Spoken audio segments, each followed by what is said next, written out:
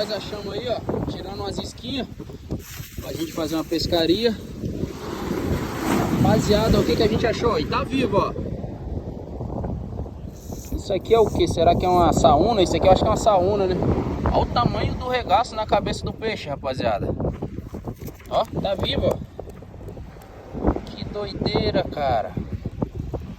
Ó, aqui não tem ninguém pescando. Será que tem um passarinho? Eu acho que pode ter sido o passarinho, né? Que desceu, deu uma bicada na cabeça dele. Que isso, velho? Você tá doido, rapaz. E aí, a gente leva ou não leva? Fazer uma isca. Hã? Bebida? Ó, a gente tava tirando uma isquinha pra pescar amanhã. Acho que é uma saúna, né? Eu acho que é uma saúna mesmo.